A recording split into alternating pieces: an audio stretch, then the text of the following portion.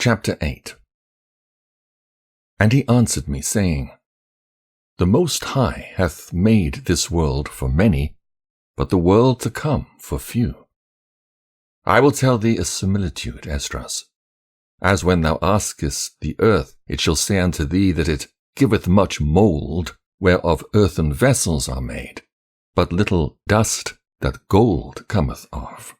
Even so is the course of this present world. There be many created, but few shall be saved. So I answered and said, Swallow then down, O my soul, understanding, and devour wisdom, for thou hast agreed to give ear, and art willing to prophesy, for thou hast no longer space than only to live. O Lord, if thou suffer not thy servant, that we may pray before thee, and thou give us seed unto our heart, and culture to our understanding, that there may come fruit of it. How shall each man live that is corrupt, who beareth the place of a man? For thou art alone, and we all one workmanship of thine hands, like as thou hast said. For when the body is fashioned now in the mother's womb, and thou givest it members, thy creature is preserved in fire and water, and 9 months doth thy workmanship endure thy creature, which is created in her. But that which keepeth and is kept shall both be preserved. And when the time cometh, the womb preserved delivereth up the things that grew in it.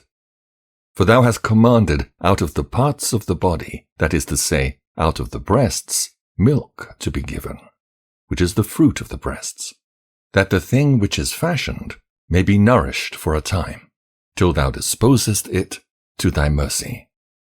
Thou broughtest it up with thy righteousness, and nurturedst it in thy law, and reformedst it with thy judgment. And thou shalt mortify it as thy creature, and quicken it as thy work. If therefore thou shalt destroy him which with so great labor was fashioned, it is an easy thing to be ordained by thy commandment, that the thing which was made might be preserved.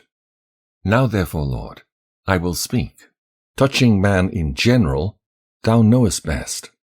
But touching thy people, for whose sake I am sorry, and for thine inheritance, for whose cause I mourn, and for Israel, for whom I am heavy, and for Jacob, for whose sake I am troubled. Therefore will I begin to pray before thee for myself, and for them. For I see the falls of us that dwell in the land. But I have heard the swiftness of the judge which is to come. Therefore hear my voice, and understand my words, and I shall speak before thee. This is the beginning of the words of Esdras, before he was taken up. And I said, O Lord, thou that dwellest in everlastingness, which beholdest from above things in the heaven and in the air, whose throne is inestimable, whose glory may not be comprehended, before whom the hosts of angels stand with trembling,